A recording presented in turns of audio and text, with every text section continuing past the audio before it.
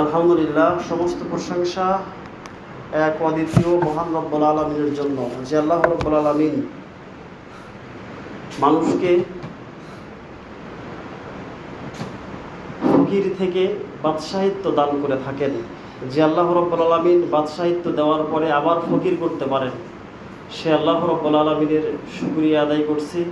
পবিত্র কোরআনুল কারীমের সূরা আল ইমরানের কিছু আয়াতের আলোকে আল্লাহ রব্বুল আলামিনের প্রশংসা, সকলে বলি আলহামদুলিল্লাহ। শান্তি বর্ষিত হোক বিশ্বনবী মুহাম্মদ রাসূলুল্লাহ সাল্লাল্লাহু আলাইহি ওয়াসাল্লামের ওপর, যিনি বলেছেন, পৃথিবীতে 1,24,000 নবী রাসূল এসেছিলেন। প্রত্যেক নবী রাসূলই সম্ভ্রান্ত পরিবারের ছিলেন। কেউ যে গরিব ঘর থেকে নবী হয়েছেন এমন কোনো নজির পবিত্র কোরআন এবং সহিহ সুন্নাহর কোথাও উল্লেখিত হয়নি। অর্থাৎ যত নবী রাসূল পৃথিবীতে এসেছেন সবাই সম্ভ্রান্ত পরিবারের, নাম করা উচ্চ বংশীয় গোত্র থেকে আল্লাহ নবী তৈরি করেছেন। এমনকি আমাদের প্রিয় নবী মুহাম্মদ রাসূলুল্লাহ সাল্লাল্লাহু আলাইহি সাল্লাম, তিনিও উচ্চ বংশের ছিলেন। তার বংশের নাম কি? কুরাইশ। তৎকালীন সময়ে সুনামধন্য উত্তম বংশপরায়ণ ব্যক্তি তারাই ছিলেন যাদেরকে কুরাইশ বলা হয়। সেখান থেকে আল্লাহ রাব্বুল আলামিন নবী তৈরি করেছেন।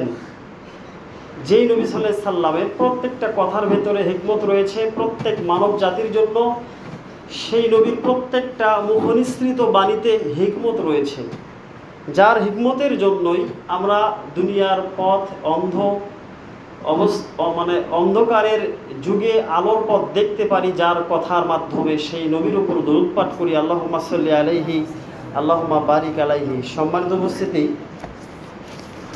আজকের জুম্মার খুতবার বিষয়বস্তু হচ্ছে যুগে যুগে জালিমদের পতন। যুগে যুগে জালিমদের পতন সম্পর্কে কোরআন এবং হাদিস থেকে আপনাদেরকে গুরুত্বপূর্ণ কিছু আলোচনা শোনানোর চেষ্টা করব এবং আমাদের যাদের জ্ঞান রয়েছে, শোনার মতো যন্ত্র কান রয়েছে, অন্তর রয়েছে, তাদের প্রতি উদাত্ত আহ্বান থাকবে, মনোযোগ দিয়ে বোঝার এবং শোনার চেষ্টা করবেন, শুনে নিজের প্রতি আমল করার চেষ্টা করবেন। আল্লাহ রাব্বুল আলামিন সেই তৌফিক আমাদের সবাইকে দান করুক, বলেন আল্লাহুম্মা আমিন। সম্মানিত উপস্থিতি, আল্লাহ রাব্বুল আলামিন পৃথিবীকে সৃষ্টি করেছেন প্রত্যেক মানুষের কাছ থেকে সূরা জারিয়া অনুযায়ী, যে আল্লাহ বলেন, অমা খলাকতুল জিন্না ওয়াল ইনস ইল্লা লিয়াবুদুন, যে আমি জিন এবং মানুষকে সৃষ্টি করেছি আমার ইবাদত করার জন্য। কিন্তু আমরা ইবাদত থেকে গাফেল হয়ে থাকি। ইবাদত না করে আমরা অন্য ব্যক্তি পূজারী, বিভিন্ন রাজনৈতিক পথ ও পদ্ধতির পূজারী হয়ে আল্লাহকে আমরা ভুলে যাই। আমরা নামে শুধু মুসলিম, সারা বাংলাদেশের একই অবস্থা।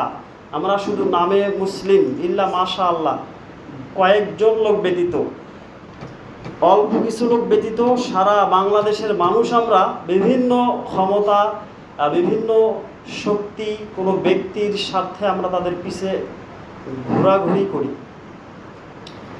আল্লাহ রাব্বুল আলামিন এই জন্য আপনাকে আমাকে দুনিয়াতে পাঠায়নি। আল্লাহ রাব্বুল আলামিন শুধুমাত্র খাস করে তার ইবাদত করার জন্য আমাদের দুনিয়াতে পাঠিয়েছেন। আমরা যেদিন আল্লাহ রাব্বুল আলামিনের কাছে আত্মা জগতে ছিলাম, আমরা এই বিষয়গুলো সবাই জানি। আমরা যখন আল্লাহর কাছে আত্মা জগতে ছিলাম তখন আমরা আল্লাহর কাছে প্রতিশ্রুতি দিয়ে এসেছি যে আল্লাহ, দুনিয়াতে গিয়ে আমরা তোমার ইবাদত ছাড়া অন্য কিছু করব না। কিন্তু সেটা আমরা ভুলে গিয়েছি। কিন্তু একদিন আমাদের এই রশি টান পড়বে। আল্লাহ রাব্বুল আলামিন একদিন আমাদেরকে সেই তার বিচার কার্যালয়ের সামনে সম্মুখীন করাবেন এবং প্রত্যেক ব্যক্তিকে প্রশ্ন করবেন যে তোমার এই যৌবনকালকে তুমি কোন পথে ব্যয় করেছিলে। সেদিন যদি আমরা সঠিক উত্তর দিতে না পারি তাহলে আল্লাহ রাব্বুল আলামিন এক বিঘত পরিমাণ জায়গা, অর্থাৎ একটা কিঞ্চিত পরিমাণ জায়গা আমাদেরকে সামনে আগাতে দেওয়া হবে না, যদি না সে সঠিক উত্তর দিতে না পারে। সম্মানিত উপস্থিতি, জালিম বাদশা, আমরা বাঙালিরা ওয়াজ বেশি শুনি, মানি কম। আমরা সবাই জানি পৃথিবীতে যত জালিম এসেছিল তারা পৃথিবীতে টিকতে পারেনি, আল্লাহ তাদেরকে শেষ করে দিয়েছেন। আল্লাহর মার তিনি বাঙালিদের মতো, উম্মতে মোহাম্মদীদের মতো সাথে সাথে মারেন না। তিনি একটু অবকাশ দিয়ে রাখেন যে করো, কতদিন পারো পাপ করতে থাকো, কিন্তু একদিন তোমাদের শেষ হবে। আসলেই বলার কিছু নেই, সবাই আমরা বুঝতে পারি বিষয়গুলো, সবাই আমরা জানি। সম্মানিত উপস্থিতি, আমরা চলে যাব ইতিহাসের প্রথম পাতা। হজরত আদম আলাইহিস সালামের দুজন সন্তান ছিল, হাবিল এবং কাবিল। সবাই আমরা জানি হাবিল এবং কাবিলের কাছ থেকে আমাদেরকে শিক্ষা নিতে হবে। হাবিল ছিল বড় ভাই, কাবিল ছিল ছোট ভাই। সে ছিল জালেম, জুলুম করেছিল। ঘটনা আপনার আমার সবার জানা আছে, সবাই আমরা প্রত্যেক ঈদে শুনি, কোরবানির ঈদ আলী শুনতে পাই। সম্মানিত উপস্থিতি, কাবিল বলেছিল লান্নাকা, হে ভাই তুমি আমার কথা শুনছো না, আমার কথা অনুযায়ী তুমি ফয়সালায় আসো না, আমি তোমাকে হত্যা করে ফেলবো। হাবিল বলল, ভাই হত্যা তুমি করতে পারো, কিন্তু আমি তোমার উপর একটা হাতও উঠাবো না। এটা হচ্ছে মোত্তাকিদের পরিচয়। সারা পৃথিবীতে যত জুলুম নির্যাতন হচ্ছে, সেখানে দেখেন হকপন্থী যারা থাকবে, আল্লাহ ভীরু যারা হবে, তারা কখনো কারোর সাথে প্রতি উত্তর করে না। এমনও দিন গেছে, এমনও দিন আছে, এই মাস্তাতে 9 বছর থেকে এসেছি, এমনও দিন আছে অনেক ব্যক্তি ডাইরেক্ট জব করতে চাইছে আমাকে, মানে হকের দাওয়াত দিলে বাধা আসবে, তাতে কোনো মন খারাপ নেই আমার। মানুষ জাহেল বলতেই পারে, অনেকেই বলছে যে এই দিক দিয়ে যাবে, হাঁটুর মালাই খুলে দেবো, এমনও ব্যক্তি আছে। আল্লাহ রাব্বুল আলামিন তাদের সবাইকে হেদায়েত দান করুক, বলেন আল্লাহুম্মা আমিন। সম্মানিত উপস্থিতি, মানুষ না বুঝে এগুলো করে। গত সপ্তাহে আমরা আলোচনা শুনেছি, স্বয়ং নবী মুহাম্মদ সাল্লাল্লাহু আলাইহি সাল্লামকে চোরের অপবাদ দিয়েছে। মানুষ কত নির্লজ্জ, মানুষ কত খারাপ, না বুঝে মানুষ ভুল করে। আল্লাহ নবী কি তাদের প্রতি কি কোনো জুলুম করেছে? করেনি। তিনি আরও তাদের জন্য সুদুয়া করেছেন, আল্লাহ তুমি তাকে হেদায়েত দান করো। এমনও মুসল্লি আছে বলছে, হুজুর খালি একবার আপনি আদেশ দেন, তাকে আমরা কুচু কাটা করে দেব। বলছি যে না, তা করা যাবে না। নববী পদ্ধতি এটা নয়, নবী সাল্লাল্লাহু আলাইহি সাল্লামের আদর্শ সুন্নাহ এটা নয়। তার সুন্নাহ হচ্ছে মানুষকে হেদায়েতের পথে ডাকা। মানুষ ভুল করবে, মানুষের ভুল করার জন্য আপনি কি তারপরে সেজা করবে, আপনি তাই করবে, এমনটি নয়। এখন তো শিক্ষা ব্যবস্থার জন্য বিভিন্ন বইয়ের বিভিন্ন গল্প পরিবর্তন হয়েছে। আগের আলিয়া মাদ্রাসার ক্লাস 3-র একটা কবিতা আমাদের সবার জানা আছে মোটামুটি। কুকুর আসিয়া এমন কামড় দিল পথিকের পায়, কামড়ের চোটে 20 দাঁত লেগে গেল তাই। একটা বিশাল একটা কবিতা আছে হিন্দু ব্যক্তির, সম্ভবত স্বতন্ত্রনাথ দত্ত তিনি লিখেছেন, কিন্তু শিক্ষণীয় কথা লিখেছেন। ওই কবিতার ভেতরে লেখা আছে, ছোট্ট মেয়ে বাবাকে বলছে, বাবা তোমাকে কুকুর কামড় দিয়েছে, তুমি কি কুকুরকে কামড় দিতে পারোনি? লোকটি হেসে বলছে, তুই রে হাসাইলি মোরে, দাঁত আছে বলে কি কুকুরের পায়ে কামড় দেওয়া মানে শোভা পায়? ভুলে গেছি, আমি অনেকদিন পড়ছিলাম। শিক্ষণীয় সারমর্ম কথা হচ্ছে, কুকুরের পায়ে কি কামড় দেওয়া সম্ভব? কখনই সম্ভব নয়। মানুষ ভুল করবে, কিন্তু আমাদেরকেও ভুল করা যাবে না। আমাদেরকে তাদের জন্য হেদায়েতের দোয়া করতে হবে। সম্মানিত উপস্থিতি, তাই বলতে চাচ্ছিলাম, বিভিন্ন কথায় কথা মনে পড়ে যায়। ইতিহাসের প্রথম পাতায় হযরত আদম আলাইহিস সালামের সেই পুত্রদ্বয়ের কাহিনী। তাদের একজন জালেম ছিল, জুলুম করেছিল, কিন্তু আল্লাহ রাব্বুল আলামিন ইন্নামা ইয়াতাকাব্বালুল্লাহু মিনাল মুত্তাকিন, আল্লাহ রাব্বুল আলামিন যিনি তাদের দুই ভাইয়ের ভিতরে যিনি মুত্তাকি ছিলেন, তার কোরবানি কবুল করলেন, তার দান সাদাকা, তার সালাত সিয়াম সব কবুল করলেন, সব আমল কবুল করলেন, কিন্তু কাবিলেরটা কবুল করলেন না। জালেম এইভাবে প্রত্যেকটা নবীদের ক্ষেত্রে এই জালেমেরা সর্বদাই নিষ্পেষিত হয়ে যায়, তাদের পতন হয়ে যায় আল্লাহর গজবে। যার কথা কোরআনের সূরা হুদের ভেতরে 13 জন নবীর ক্ষেত্রে কথাগুলো উল্লেখ হয়েছে। আমি সংক্ষেপভাবে আপনাদেরকে শোনানোর চেষ্টা করব ইনশাআল্লাহ। নূহ আলাইহিস সালাম 950 বছর তার এলাকায় তার জাতিকে তিনি দাওয়াত দিয়েছেন। 950 বছর কম নয়। এখন একজন মানুষ 70 বছরই বাঁচে না, সেখানে 950 বছর নূহ আলাইহিস সালাম তার জাতিকে দাওয়াত দিয়েছেন। দাওয়াত কম সংখ্যক লোক ছাড়া বেশি সংখ্যক লোক মানেনি। নূহ আলাইহিস সালাম সম্ভ্রান্ত পরিবারের একজন নবী ছিলেন। তিনি নবুয়ত পাওয়ার পরে মানুষকে হকের দাওয়াত দিচ্ছিলেন। রাজনৈতিক কারণে রাজনৈতিক ব্যক্তিগণ যারা তৎকালীন সময়ে রাজা বাদশাহ ছিলেন, তারা নূহ আলাইহিস সালামের কথাকে মানতেন না, সেটাকে তারা উপেক্ষা করে চলতো। এমনকি নূহ আলাইহিস সালামের নিজের সন্তান কেনান, সেও অস্বীকার করেছিল তার বাবাকে। আল্লাহ রাব্বুল আলামিন, আমরা সবাই জানি, ইতিহাস এবং কোরআন হাদিস পড়লে সবই জানা যায়। আমরা সবাই জানি নূহ আলাইহিস সালামকে আল্লাহ আদেশ করে দিলেন যে, নূহ তুমি একটা নৌকা তৈরি করো। নৌকার তাফসিরে এসেছে ওই নূহ আলাইহিস সালাম থেকে শুরু করে তার আগ পর্যন্ত কোনো জাতি জানতো না নৌকা কি জিনিস। নৌকা প্রথম তৈরি করেছেন নূহ আলাইহিস সালাম। নৌকা নাম মানুষ চিনতই না, যা নূহ আলাইহিস সালাম জানিয়েছেন। মানুষ নূহ আলাইহিস সালামকে বলল যে নূহ, তুমি কি এত পাগল হয়েছো, তুমি এটা কি তৈরি করতেছো? নূহ আলাইহিস সালাম বললেন, এটা এমন এক কিস্তি, আরবি শব্দ কিস্তি, এটাকে নৌকা বলা হয়। এই নৌকা তৈরি করতেছি, তোমরা যে আমার কথা শোনো না, তোমরা যে আমাকে নিপীড়ন করো, তোমরা যে আমাকে নির্যাতন করো, এই জন্য আল্লাহ তোমাদেরকে পাকড়াও করবেন, বিশাল বড় প্লাবন দেবেন, সেই প্লাবনে তোমাদেরকে ধ্বংস করে দেওয়া হবে। লোকেরা বলল, তুমি আর মাথা নষ্ট হয়েছে, প্রায় 10 বছর যাব হচ্ছে কোনো বন্যা আমাদের এই এলাকায় হয় না, আর তুমি বলছো বন্যা হবে? মানে প্রত্যেক নবীদের কথা আপনারা যেমন আজকে বুঝতেছেন, প্রত্যেক নবীদের প্রত্যেকটা ঘটনা বুঝতে পারেন যে সে জামানার উম্মতগণ কেন নূহকে বুঝতো না, কেন আদমের সন্তানদেরকে বুঝতো না, কেন লূত আলাইহিস সালামকে জানতো না, চিনতো না। প্রত্যেকটা নবীর ক্ষেত্রে যেমন আমরা একটা ঈমান, একটা বিশ্বাস নিয়ে আসি, সেই লোকেরা কেন বুঝতো না হক কথা? আমরাও তো বুঝি না, তারা কেমন করে বুঝবে? তারাও বুঝতো না, আমরাও বুঝি না। একটু পরে আমি আলোচনা নিয়ে আসব। দেখেন নূহ আলাইহিস সালাম, লম্বা ইতিহাস, সবাইকে জোড়া জোড়া নৌকায় উঠালেন। তার অল্প সংখ্যক অনুসারীদেরকে বললেন যে তোমরা এইভাবে প্রত্যেক ব্যক্তিকে নৌকাতে উঠাবে, তাকে বলবে তুমি কি নূহ নবীকে মানো, তুমি কি তার প্রভু আল্লাহকে মানো? সে যদি বলে যে মানি, তাহলে তাকে নৌকাতে উঠাবে, তাছাড়া অন্য কাউকে নৌকাতে উঠাবে না। এবারে প্লাবন শুরু হয়ে গেল, নৌকা ভাসতে থাকলো। এমতো অবস্থায় একটা ঢেউ আসার আগ মুহূর্তে নূহ আলাইহিস সালাম তার সন্তানকে বলল যে বাবা, সবাই নৌকাতে উঠেছে, প্রত্যেক পশু পাখিকে জোড়া জোড়া উঠানো হয়েছে, তোমাকে কেউ বাঁচাতে পারবে না আমার আল্লাহ ছাড়া। অতএব তুমি পানির ভেতরে দাঁড়িয়ে না থেকে, অর্থাৎ আস্তে আস্তে ঢেউ আসতে আসতে বুক পর্যন্ত পানি হয়েছে, সবাই একটু সামনের দিকে এগিয়ে বসেন। বুক পর্যন্ত পানি হয়েছে। নূহ আলাইহিস সালাম সন্তানকে বলছে, বাবা তুমি আমার নৌকায় ওঠো। বলে, আব্বা তোমার নৌকাতে আমি উঠবো না, ওই যে যদি পর্বত দেখা যাচ্ছে, ওই চূড়া পর্যন্ত ইতিপূর্বে কোনো বন্যা এসে সেটাকে ডুবাতে পারেনি, আমি ওই চূড়ায় গিয়ে উঠবো, ওই যদি পর্বতে উঠবো, আমি তোমার নৌকাতে উঠবো না। এবারে এই কথা বলার সাথে সাথে আল্লাহ একটা ঢেউ দিয়ে নৌকাকে নড়িয়ে দিলেন, আর বাকি যত মানুষ ওখানে ছিল, পশু পাখি সব ওই ঢেউয়ের কারণে সব ডুবে গেল। এমনকি যদি নামক ওই পর্বতটাও ডুবে গেল। আস্তে আস্তে পানি শুকাতে শুরু করলো। কিছুদিন পরে, 2-1 দিন বা তার কিছু কমও হতে পারে, বেশিও হতে পারে, এরকম সময়ে ওই পাহাড়ে গিয়ে নৌকাটা আটকে গেল। এখন সিরিয়ার বুকে জুদি নামক পাহাড়ে আপনারা নেটে এখন সার্চ দিয়ে দেখতে পারবেন, নৌকার এখনো কিছু কিছু অবশিষ্ট অংশ এখনো আছে। বলেন সুবহানাল্লাহ। সম্মানিত উপস্থিতি, বেটাও ডুবে গেল। নূহ আলাইহিস সালামের সাথে তার জাতিগণ জুলুম করেছিল। নূহ আলাইহিস সালাম তাদেরকে বলেছিল বিশাল প্লাবন এসে তোমাদেরকে ধ্বংস করে যাবে। সবাই বলেছিল যে আপনি তো পাগল হয়েছেন, এই রকম বন্যা কোনোদিনও হতে পারে না।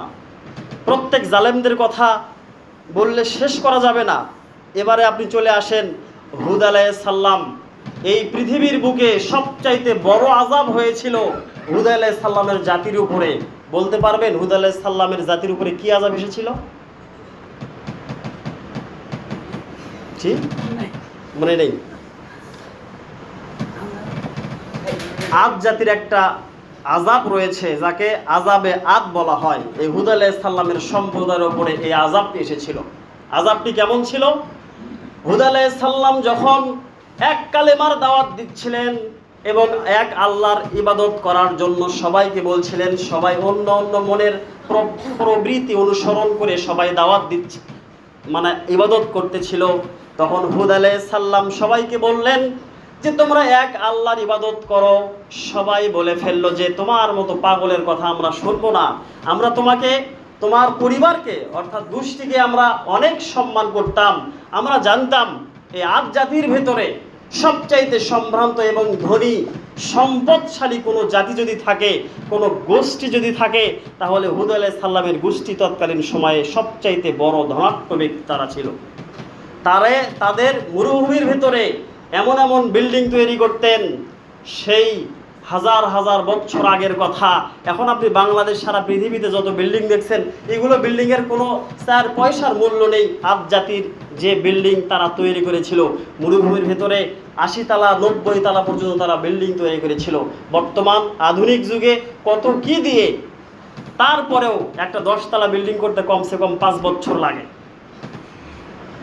অসৎ উপায়ে করলে আরো কমে লাগতে পারে, ওই দিকে কথা বলতে চাচ্ছি না। তারা তাহলে কিভাবে এইরকম প্রাসাদগুলো তৈরি করত? তাদের ভেতরে যারা একটু গরিব শ্রেণীর লোক ছিল, তারা মরুভূমির ভেতরে এত লম্বা লম্বা বিল্ডিং তৈরি করতে পারেনি। তারা পাহাড় কেটে কেটে 100 তালা 200 তালা পর্যন্ত খোদাই করা সিস্টেমে তারা বিল্ডিং তৈরি করতো। এত শক্তিশালী জাতি আদ জাতি ছিল, তাদেরকে আল্লাহ এত শক্তিশালী করেছিলেন। হুদ আলাইহিস সালাম তাদেরকে দাওয়াত দিলেন, তারা দাওয়াত গ্রহণ করলেন না।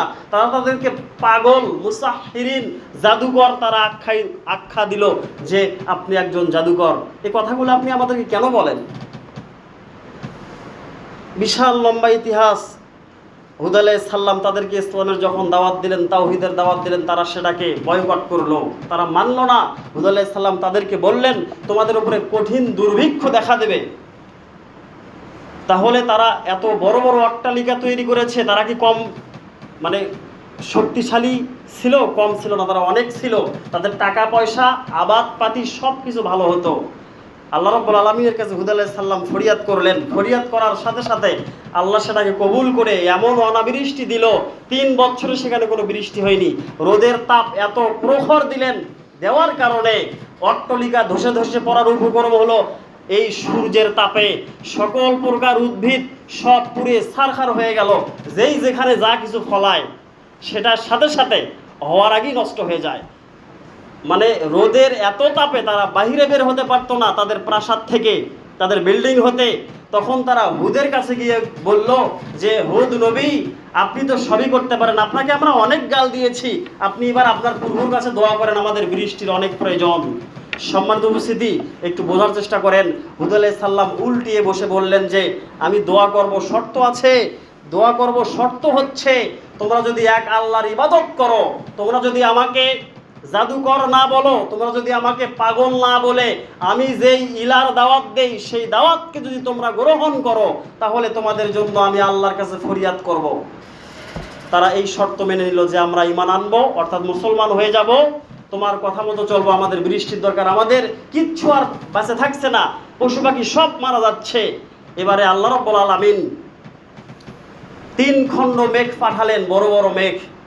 একটা হচ্ছে কালো রঙের, একটা সাদা রঙের, একটা লাল রঙের। মেঘের পক্ষ থেকে একটা গায়েবী আওয়াজ আসলো যে আদ জাতি তোমরা কোন মেঘ থেকে বৃষ্টি চাও? তখন সবাই বলল যে আমরা কালো মেঘকে নির্ধারণ করলাম। গায়েবীভাবে আওয়াজ এসেছিল। সূরা হুদের ভেতরে, হুদের তাফসিরের ভেতরে বিস্তারিত পাবেন। আর যদি নবীদের কাহিনী কেনার শখ থাকে সেখানেও আপনারা দেখতে পাবেন।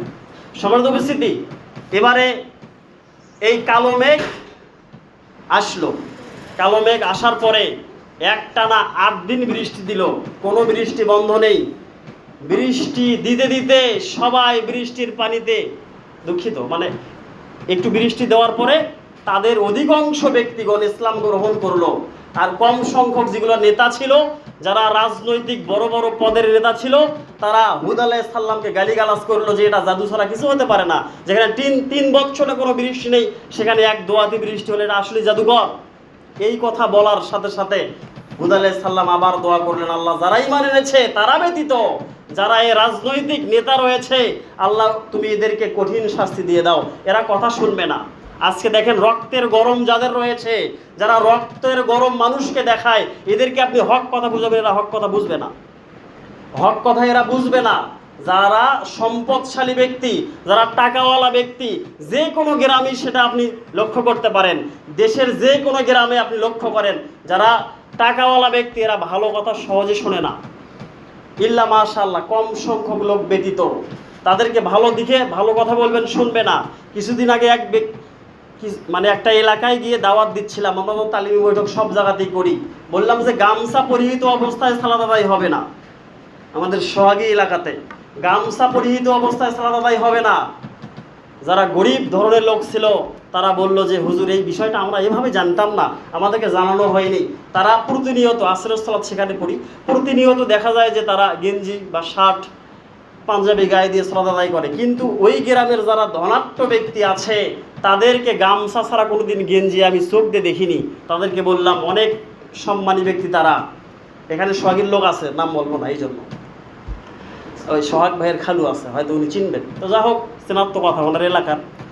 তো এই ব্যক্তিরা, এই ধনাঢ্য ব্যক্তিরা বলে যে গামছা পরানো দলিল আছে, মানে হক কথা গায়ে লাগে না। এখান থেকে শিক্ষা নেন, প্রত্যেক নবী রাসূলের সেই প্রত্যেকটা জামানায় এই রকম ব্যক্তি যারা ছিল তাদেরকে হকের দাওয়াত দিলে তারা সেটাকে গ্রহণ করতো না।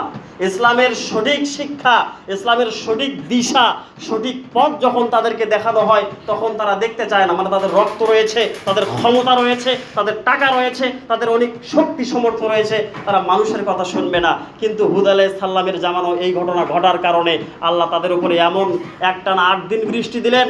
বৃষ্টি দিয়ে ইবনে আব্বাস থেকে একটি হাদিস বর্ণিত, তিনি বলেন নবী করিম সাল্লাল্লাহু আলাইহি সাল্লাম হযরত আয়েশা রাদিয়াল্লাহু তাআলা আনহাকে বলছেন, আয়েশা, একদিন আল্লাহ নবী সাল্লাল্লাহু আলাইহি সাল্লাম ঘরে বসে আছেন, এমত অবস্থায় কালো মেঘ দ্বারা বৃষ্টি হওয়ার আওয়াজ হচ্ছে। আয়েশা রাদিয়াল্লাহু তাআলা আনহা খুশি হয়েছেন, বলছেন, ইয়া রাসূলুল্লাহ, আজকে বৃষ্টি হবে। আল্লাহ নবী সাল্লাল্লাহু আলাইহি সাল্লাম বলেন, আয়েশা, তুমি এভাবে কখনো বলো না। কালো মেঘ দেখলে তোমরা আল্লাহর কাছে পানাহ চাও, আল্লাহর কাছে ফরিয়াদ করো, আল্লাহর কাছে তোমরা আযাব থেকে বাঁচার চেষ্টা করো। কেননা এই কালো মেঘ আদ জাতির মতো শক্তিধর এলাকাকে আল্লাহ রাব্বুল আলামিন কালো মেঘের দ্বারা একবারে নষ্ট করে দিয়েছেন, ধ্বংস করে দিয়েছেন। সম্মানিত উপস্থিতি, এই হাদিস থেকে আপনাকে আমাকে শিক্ষা নিতে হবে। কালো মেঘ দেখলে যে আমরা বৃষ্টির জন্য খুশি হব এমনটা করা যাবে না। আমাদেরকে আদ জাতির কথা, সামুদ জাতির কথা মনে করে আমাদেরকে আল্লাহর কাছে ইস্তেগফার পাঠ করতে হবে। আল্লাহ, এই কালো মেঘ দিয়ে যেন আমাদের উপকার ছাড়া ক্ষতি না হয়, আল্লাহ তুমি সেই ব্যবস্থা করে দাও। কিন্তু যদি আমরা বৃষ্টির দিকে নাচানাচি করি, অনেক যুবক ভাই আছে বৃষ্টি দেখার সাথে একটা বল নিয়ে যাবে। আপনি জানেন না এই বৃষ্টি আপনার আমার জন্য আল্লাহ দিচ্ছে না, এই বৃষ্টি দিচ্ছে সেই গত সপ্তাহে আলোচনা করেছিলাম সেই ছোট ছোট কীট পতঙ্গ পোকামাকড়দের জন্য আল্লাহ বৃষ্টি দেয়। আমরা যে মানুষের সাথে নির্যাতন করি, আমরা যে মানুষের হক নষ্ট করে দেই, মানুষকে ঠকাই, আমরা যে মানুষের সাথে খারাপ আচরণ করি, এর জন্য আল্লাহ বৃষ্টি দেন না। দেন শুধু তার সেই পশু পাখি, ছোট ছোট কীট পতঙ্গ, তারা পানির অভাবে মারা যাচ্ছে, আল্লাহ তাদেরকে পানি দেন। গাছপালাও আল্লাহর শুকরিয়া করে। আমার সামনে যে টেবিল দেখছেন, যে লাঠি দেখছেন, পৃথিবীতে যত কিছু আছে সব কিছুই আল্লাহর তাসবিহ পাঠ করে, আল্লাহ তাদের ফরিয়াদ শোনেন। মানুষের যে অপকর্ম, মানুষ যে এত পাপী, মানুষ যে এত খারাপ, মানুষের খারাপের জন্য আল্লাহ বৃষ্টি বন্ধ করে দেন। সম্মানিত উপস্থিতি, আল্লাহ রাব্বুল আলামিন আমাদেরকে বোঝার তৌফিক দান করুক, আল্লাহুম্মা আমিন। এবারে সলেহ আলাইহিস সালামের একটা ঘটনা বলে আমি আমার বক্তব্য শেষ করব ইনশাআল্লাহ। সম্মানিত উপস্থিতি, সলেহ আলাইহিস সালামের সময়ে যে আযাব এসেছিল সামুদ জাতির উপরে, সলেহ আলাইহিস সালামও একজন সম্ভ্রান্ত পরিবারের। তিনি যৌবন বয়সে তিনি নবুয়ত পেয়েছিলেন। তিনি ফরিয়াদ করলেন আল্লাহর কাছে, আল্লাহ তুমি আমাকে এমন হিকমা প্রজ্ঞা দান করো যেই প্রজ্ঞার দ্বারায় আমি মানুষকে তোমার পথে ডাকতে পারবো। এবারে তিনি মানুষকে আল্লাহর পথে ডাকা শুরু করে দিলেন। তিনিও সম্ভ্রান্ত পরিবারের ছিলেন। সবাই তাকে, প্রত্যেক নবীদের ক্ষেত্রে যে পাগল বলা হতো, তাকেও সবাই পাগল বলল। আজকে বাংলার জমিনে যদি আপনি হক কথা বলেন, এক শ্রেণীর ব্যক্তি আছে, এরা হচ্ছে পাগল। এক শ্রেণীর ব্যক্তি তারা বলে থাকে এরা হচ্ছে টাকা মেরে খাওয়া লোক, এরা হচ্ছে এটা করে খাওয়া লোক, সেটা করে খাওয়া লোক। এই ধরনের লোক পৃথিবীর বুকে প্রত্যেকটা গ্রামে, প্রত্যেকটা সমাজে কম বেশি এরকম লোক আছেই। যে যেমনটা করে সে সেমনটা ধারণা করে থাকে। সম্মানিত উপস্থিতি, আজকে আপনি হকের কথা বলেন, বলবে এরা এক মৌলবি হচ্ছে, আর পৃথিবীতে মৌলবি নাই, দেশে আর মৌলবি নাই, এদের কথাই শুনতে হবে, এটা নাই সেটা নাই। হাদিস কোরআন থেকে আপনি সহি দলিল মানুষকে শোনাবেন, মানুষ বলবে যে আমার বাপদাদারা কি ভুল করে গেছে? তাহলে আদ জাতির ভেতরে, সামুদ জাতির ভেতরে যারা হকের দাওয়াত দিচ্ছিল তাদের বাপদাদারা কি ভালো কাজ করে গেছে? তারাও ভুল করেছে। প্রত্যেক নবী আল্লাহ রাব্বুল আলামিন 1,24,000 পয়গম্বর নবী রাসূল দুনিয়াতে পাঠিয়েছেন। কেন? এটা শুধু আমাদের নবী মুহাম্মদ সাল্লাল্লাহু আলাইহি সাল্লাম সারা বিশ্বের নবী, আর প্রত্যেক নবী প্রত্যেক জাতির জন্য, প্রত্যেক গোষ্ঠীর জন্য একজন করে নবী আল্লাহ রাব্বুল আলামিন দুনিয়াতে পাঠিয়েছিলেন। দেখা গিয়েছিল বনী ইসরাইলের কোনো এক গোষ্ঠীর ভেতরে বেশি বেশি ফাসাদ সৃষ্টি হচ্ছিল। আল্লাহ রাব্বুল আলামিন ওখানে একজন নবী, ওখানে একজন পয়গম্বর দান করেছেন, তৈরি করেছেন, যাতে ওই গোষ্ঠীটা ঠিক থাকতে পারে। কিন্তু আমাদের নবী সাইয়্যিদুল মুরসালিন, সারা বিশ্বের একমাত্র নবী, আল্লাহ রাব্বুল আলামিন তাকে এই পৃথিবীতে পাঠিয়ে দিলেন সারা বিশ্বের জন্য। বলেন আলহামদুলিল্লাহ। আমাদের নবী সারা বিশ্বের জন্য। আর যত নবী রাসূল পৃথিবীতে তার পূর্বে ছিলেন, তারা প্রত্যেক জাতি, গোত্র, বিভিন্ন গোষ্ঠী, বিভিন্ন সমাজের ক্ষেত্রে আল্লাহ রাব্বুল আলামিন তাদেরকে তৈরি করে দিয়েছিলেন। সম্মানিত উপস্থিতি, সাল্লাল্লাহু আলাইহি সাল্লামের দাওয়াত এমনভাবে তিনি দিচ্ছিলেন, প্রত্যেক নবীর দাওয়াত একটাই ছিল যে তাওহীদ প্রতিষ্ঠা করো। প্রত্যেক নবীর দাওয়াত একটাই ছিল যে হকপন্থী হও, আল্লাহকে বিশ্বাস করো, এক আল্লাহর ইবাদত করো, অন্য কারো ইবাদত করো না। সম্মানিত উপস্থিতি, এবারে সালেহ আলাইহিস সালাম প্রত্যেক নবীদের মতো তিনি দাওয়াত দিলেন। দাওয়াত কেউ গ্রহণ করলো না। এক পর্যায়ে তৎকালীন সময়ের রাষ্ট্রীয় পর্যায়ের লোক যারা, তারা এই সালেহ আলাইহিস সালামকে বললেন যে নবী সালেহ, তুমি তো তোমার এক আল্লাহর দাওয়াত দাও, তুমি যদি প্রমাণ করতে পারো, আমরা তোমাকে পরিশেষে একটা প্রশ্ন করব, এই প্রশ্নের উত্তর যদি তুমি দিতে পারো, এর ফয়সালা যদি তুমি নিয়ে আসতে পারো, তাহলে আমরা সবাই তোমার আল্লাহর প্রতি ঈমান আনবো। সালেহ আলাইহিস সালাম বললেন, প্রশ্নটা কি? সূরা হুদের ভেতরে বিস্তারিত আছে, সময়ের জন্য বিস্তারিত বলতে পারছি না। এবারে সালেহ আলাইহিস সালামকে প্রশ্ন করলো সেই রাজনৈতিক নেতাগণ যে এই যে আল কুতুবিয়া, এই একটা বিশাল বড় পাথরের পাহাড় রয়েছে, এই পাহাড় হতে যদি তুমি একটা 10 মাসের গাভীন উটনি বের করতে পারো, তাহলে আমরা যত নেতাকর্মী রয়েছি আমরা সবাই তোমার এক আল্লাহর প্রতি ঈমান আনবো। বলেন তো, প্রশ্নটা খুব সোজা না জটিল? অনেক জটিল। একটা পাহাড়ের ভেতরে ধরেন একটা বিশাল বড় পাথর, এই পাথরের ভেতর থেকে গাভীন উটনি বের করা, এটা তো কোনো যুক্তির ভেতরে আসে না। আল্লাহ রাব্বুল আলামিনের কাছে ফরিয়াদ করলেন সাল্লাল্লাহু আলাইহি সাল্লাম, বললেন, আল্লাহ, আমার জাতি এই ধরনের উদ্ভট প্রশ্ন করছে, আল্লাহ তুমি এই ফরিয়াদ কবুল করো, তুমি সব কিছুই করতে পারো, তোমার দ্বারা সবই সম্ভব। আল্লাহ তুমি আল কিতাবা পাহাড় বা পাথর হতে তুমি একটা গাভীন উটনি বের করো। এবারে আল্লাহ রাব্বুল আলামিন ফরিয়াদ কবুল করলেন। সালেহ আলাইহিস সালামকে জানিয়ে দেওয়া হলো, তিনি তার দেশের সেই সম্ভ্রান্ত নেতা কর্মীদেরকে ডাকলেন, ডেকে বললেন যে তোমরা এই কাতেবিয়া পাহাড়টা তোমরা খোঁড়ো, কাটো, ভেঙে ফেলো, চূর্ণ বিচূর্ণ করো, তারপরে তোমরা তোমাদের যে আবেদন আল্লাহর কাছে করেছো, আল্লাহ সেটা গ্রহণ করেছে। সবাই হতভম্ব হয়ে গেল যে কিভাবে সম্ভব। আর তারাও জানতো, তাদের বিভিন্ন কিতাবাদি থেকে তারা জানতো যে না, নবীগণ সত্য কথাই বলে থাকেন। এই সত্য কথা জানার জন্য বলার ক্ষেত্রে তারা এমন কঠিন প্রশ্ন করত, এইভাবে তাদেরকে নাস্তানাবুদ করে দেওয়ার চেষ্টা করত। আমাদের নবী মুহাম্মদ সাল্লাল্লাহু আলাইহি সাল্লাম যখন ইসলামের দাওয়াত দিচ্ছিলেন, তখন কিছু কিছু ব্যক্তিগণ, আবু জাহেলের সাথে উতবা সাইবা যারা ছিল, তারা সবাই নবী মুহাম্মদ সাল্লাল্লাহু আলাইহি সাল্লামকে প্রশ্ন করলেন যে আপনি যে বাইতুল মাকদাস, ফিলিস্তিনের মসজিদ, যেখানে 1 মাসের পথে যাওয়া কষ্টসাধ্য হয়ে যায়, সেখানে আপনি এক রাতে দেখে আসলেন, আপনি আমাদেরকে বলেন যে সেই মসজিদের দরজা কয়টা, সেই মসজিদের জানালার শিক কয়টা, সেই মসজিদের কোন পাশে নবী ইব্রাহিমের কবর রয়েছে, আপনি আমাকে এটা বলুন। নবী সাল্লাল্লাহু আলাইহি সাল্লামও একেবারে চুপ হয়ে গেলেন। কিভাবে সম্ভব? তিনি তো রাতে ভ্রমণ করেছেন, তিনি তো দিনে ভ্রমণ করেননি, তিনি তো বাইতুল মাকদাস, ফিলিস্তিনের সেই জেরুজালেমের মসজিদের কোন পাশে কি আছে জানতেন না। রাতের বেলা দরজা জানলা সব বন্ধ থাকে, তিনি কিভাবে বলবেন যে জালানার শিক কয়টা, জালানার পাল্লা কয়টা, সেটা তো বলা সম্ভব নয়। তিনি আটকিয়ে গেলেন। এই হাদিসও আপনারা জানেন, আমি আলোচনা করেছি। এবারে আল্লাহ রাব্বুল আলামিন ভিডিও চিত্রের মাধ্যমে নবীকে বললেন যে নবী, কোনো চিন্তা নাই, তুমি সব উত্তর দিতে পারবে, তুমি শুধু একটু সবুর করো, জিবরাইল আমিন তোমাকে সব কিছু দেখাবে। আল্লাহ নবী সাল্লাল্লাহু আলাইহি সাল্লামের সামনে ভিডিও ধারণ করা হলো, যেটাকে গবেষণা করে আজকে পৃথিবীর বিজ্ঞানীগণ ভিডিও তৈরি করেছেন, স্যাটেলাইট তৈরি করেছেন, সেটাকে কেন্দ্র করে আজকে আমরা মোবাইল ফোনে সব দেখতে পাচ্ছি। সম্মানিত উপস্থিতি, নবী সাল্লাল্লাহু আলাইহি সাল্লামের সামনে বাইতুল মাকদাস, ফিলিস্তিনের মসজিদটা সামনে ধরা হলো। আল্লাহ নবী সাল্লাল্লাহু আলাইহি সাল্লাম ভিডিও দেখছেন আর বলছেন যে এই মসজিদের বাম পাশে নবী ইব্রাহিমের কবর, এই মসজিদের এই পাশে এই জালানায় এতটি পাল্লা রয়েছে, এতটি শিক রয়েছে, এই কয়টা দরজা রয়েছে, দরজার সামনে এটা রয়েছে, সেটা রয়েছে। ভিডিওতে যা দেখা যায় একে বাস্তব সব তিনি বলে দিলেন। সব নেতারা হতভম্ব হয়ে গেল যে কিভাবে সম্ভব। অনেকেই ঈমান আনলো, আবার অনেকেই জালেমি করলো, অনেকেই অস্বীকার করলো, যেটা বাংলার জমিনে আমরা সচরাচর দেখতে পাই। সম্মানিত উপস্থিতি, সালেহ আলাইহিস সালামের কথায় চলে যাই। সালেহ আলাইহিস সালাম তখন আদেশ আল্লাহ গ্রহণ করার সাথে সাথে সেই নেতাকর্মীগণ তারা তাদের শ্রমিককে লাগিয়ে দিলেন। পাথর এবারে খনন করা হচ্ছে, পাথর কাটা হচ্ছে। কাটার পরে দেখা গেল বিশাল এক গাভীন উটনি। এমন উটনি আল্লাহ রাব্বুল আলামিন এই পাথরের ভেতরে দিয়েছেন।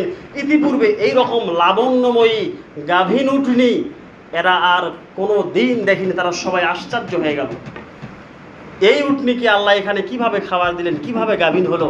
অনেকেই ঈমান আনায়ন করলেন, কিন্তু রাজনৈতিক নেতা যারা ছিল, যারা ক্ষমতাশীল ছিল, ক্ষমতাসীন ব্যক্তি ছিল, তারা এটাকে মানতে পারলো না, মানল না।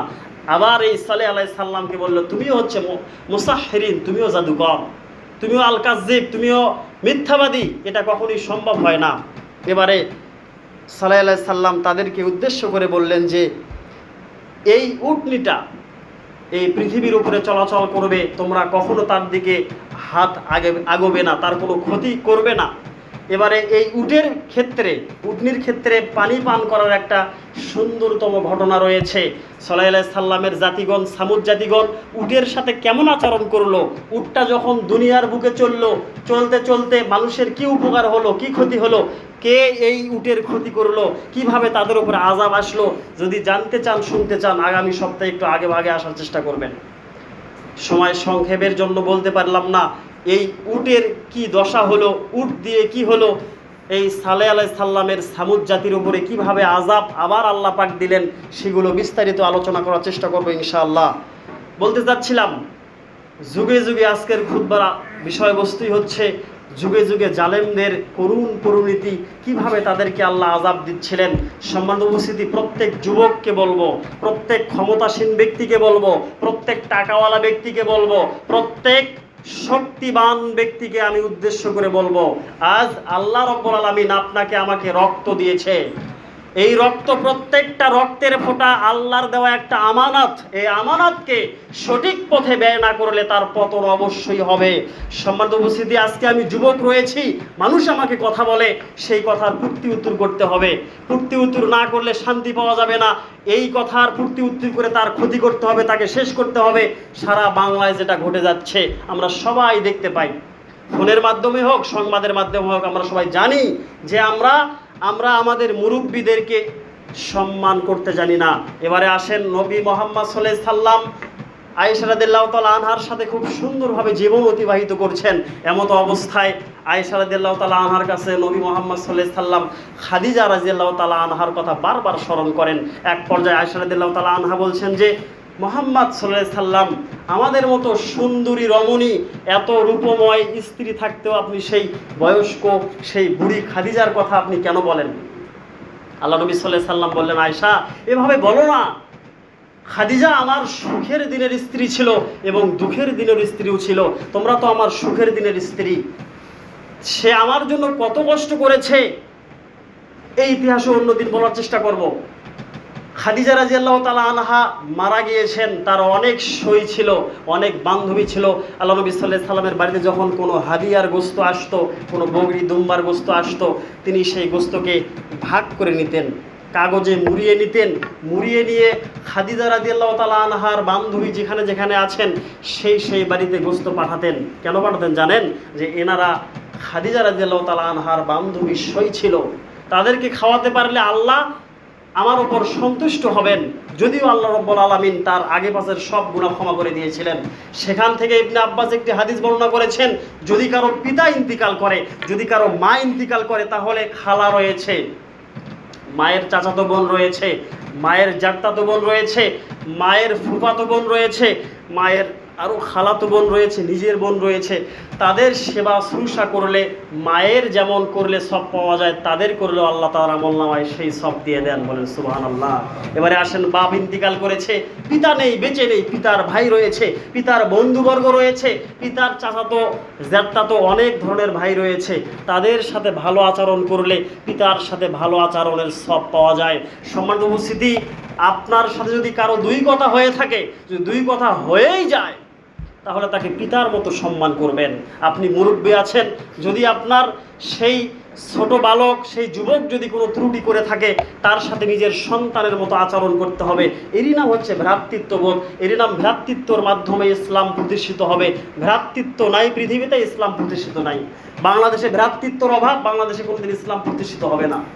হিংসা কিনা যতদিন থাকবে পৃথিবীর বুকে, ততদিন সেই পৃথিবীর সেই জাতিগণ শান্তিতে থাকতে পারবে না। আপনি রাস্তা দিয়ে চলছেন, এমন অবস্থায় একজন বখাটে আপনার পায়ে একটা পাড়া দিল, জোরে একটা পাড়া দিল। আপনি বললেন, হ্যাঁ, পাড়া কেন দেওয়া হলো? আপনি তাকে বলবেন, সালাম দিয়ে তাকে আপনি বলবেন যে ভুল করে হয়তোবা আপনার পাটা আমার পায়ে লেগেছে। নববী পদ্ধতি এটা, নবী সাল্লাল্লাহু আলাইহি সাল্লাম এইভাবেই সেগুলোকে প্রতিহত করতেন। আজকে আপনি যাদের জন্য মানুষের সাথে ঝগড়া বিবাদে লিপ্ত হচ্ছেন, একদিন এই ব্যক্তিদেরকে আপনি পাশে পাবেন না। এদের ফলে আপনি বিভিন্ন কথা বলতে পারেন, কিন্তু যখন আপনি বিপদে পড়বেন, আপনার পাশে সে আর দাঁড়াবে না যার জন্য আপনি কথা বলেছেন। আজকে বাংলাদেশের অবস্থাকে আপনি একটু পর্যবেক্ষণ করে দেখুন, একটু জ্ঞান নেওয়ার চেষ্টা করেন। যাদের উপরই হয়ে মানুষ আজকে মানুষের সামনে নির্যাতন, জুলুম, অত্যাচার করেছে, আজকে তাদেরকে পাশে পাওয়া যাচ্ছে না। এটাই হচ্ছে আল্লাহর খেলা। দুনিয়াতে আপনি মানুষের সাথে জুলুম নির্যাতন করবেন। হে যুবক ভাই, আল্লাহ আপনাকে আমানত দেওয়া রক্ত দিয়েছেন। আল্লাহর দেওয়া রক্ত আমানত আপনার শরীরে, আমার শরীরে আছে। 40 বছর যেদিন হয়ে যাবে, আপনার আমার বয়স যেদিন 40 পূর্ণ হবে, তখন থেকে আপনার আমার বুদ্ধি কমতে থাকবে, 40-এর আগে বুদ্ধি বাড়তে থাকবে। তাই আল্লাহর দেওয়া আমানতকে সঠিক পথে ব্যবহার করেন। ভ্রান্ত পথকে আপনি অবলম্বন করেন না, আল্লাহর দেওয়া পথে অবলম্বন হন। আল্লাহর দেওয়া পথকে বেছে নেওয়ার চেষ্টা করেন। আল্লাহর দেওয়া পথের মাধ্যমেই শান্তি প্রতিষ্ঠিত হবে। আল্লাহর দেওয়া পথের জন্যই আল্লাহ আপনাকে আমাকে জান্নাত দিবেন। সম্মানিত উপস্থিতি, তাই আমরা জালেমদের পিছু না হেঁটে হকপন্থী ব্যক্তিদের পিছু হাঁটার চেষ্টা করি। সবাই কোরআন সুন্নাহ মাফিক জীবন পরিচালনা করার চেষ্টা করি। সবাই আল্লাহর দেওয়া বিধানকে মেনে নেই, তাহলেই সমাজে শান্তি বিরাজ করবে, নচেত শান্তি কখনো সম্ভব নয়। সম্মানিত উপস্থিতি, যে কথাগুলো বললাম, সকলকে উদাত্ত আহ্বান জানাবো, সবাই এগুলোকে খারাপ দিকে না নিয়ে, নেগেটিভ দিয়ে না দিয়ে, পজিটিভ দিকে লক্ষ্য করে, কোরআন হাদিসের কথা স্মরণ করে সবাই শিক্ষা নেওয়ার আমরা চেষ্টা করি। আল্লাহ রাব্বুল আলামিন যেন আপনাকে, আমাকে, আমাদের সবাইকে এই আলোচনা থেকে শিক্ষা নেওয়ার, প্রত্যেক নবীদের জীবনী থেকে শিক্ষা নেওয়ার তৌফিক দান করুক, বলেন আল্লাহুম্মা আমিন। আকুলু কওলি হাযা আস্তাগফিরুল্লাহ লি ওয়া লাকুম ওয়া লিসাইরিল মুসলিমিন।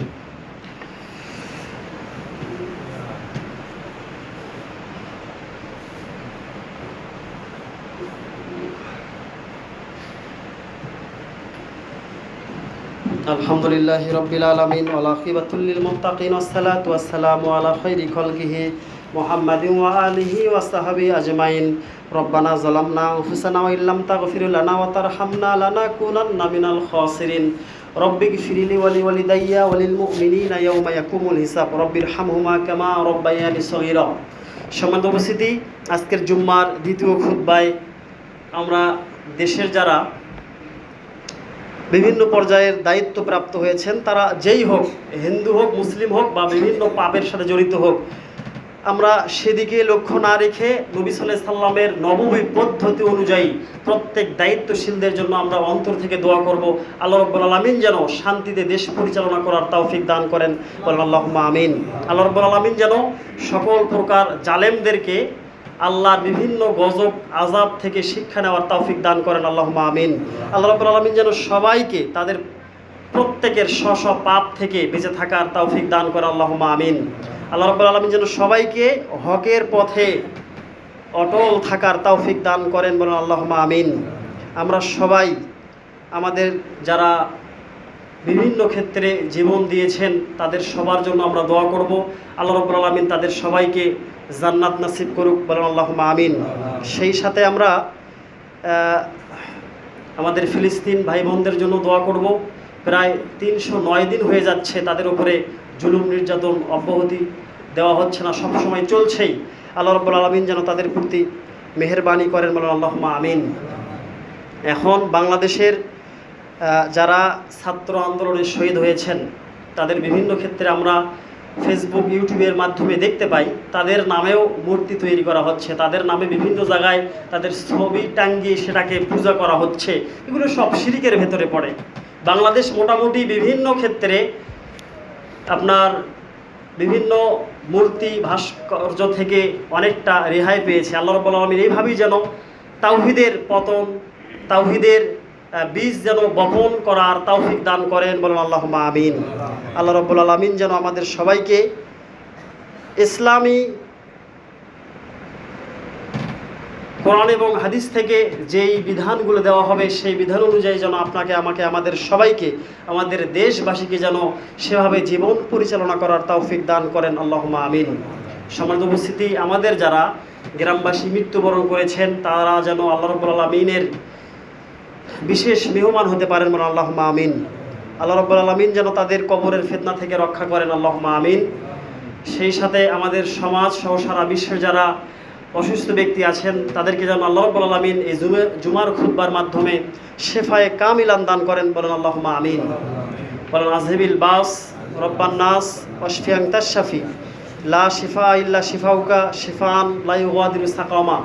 আমাদের মাঝে একজন আলেম রয়েছেন, তিনি অসুস্থ, তিনি ইতিপূর্বে এসেছেন, তার জন্য সবাই দোয়া করবেন এবং তাকে সবাই সহযোগিতা করার চেষ্টা করবেন।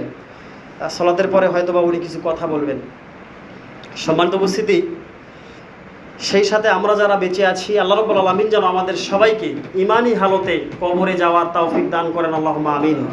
আল্লাহ রাব্বুল আলামিন যেন আমাদেরকে সকল প্রকার বিবাদ থেকে মুক্ত করে দেন, বলেন আল্লাহুম্মা আমিন। সর্বদাই যেন আমরা আল্লাহর কাছে ফরিয়াদ করতে পারি যে আল্লাহ, সকল প্রকার বিবাদ জনিত যত কর্মকাণ্ড রয়েছে আল্লাহ, সেগুলো থেকে তুমি আমাদেরকে উদ্ধার করো, বলেন আল্লাহুম্মা আমিন। আল্লাহুম্মা সাল্লি আলা মুহাম্মাদিন ওয়া আলা আলি মুহাম্মাদিন কামা সাল্লাইতা আলা ইব্রাহিম ওয়া আলা আলি ইব্রাহিম ইন্নাকা হামিদুম মাজিদ। আল্লাহুম্মা বারিক আলা মুহাম্মাদিন ওয়া আলা আলি মুহাম্মাদিন কামা বারাকতা আলা ইব্রাহিম ওয়া আলা আলি ইব্রাহিম ইন্নাকা হামিদুম মাজিদ। রব্বানা তাকাব্বাল মিন্না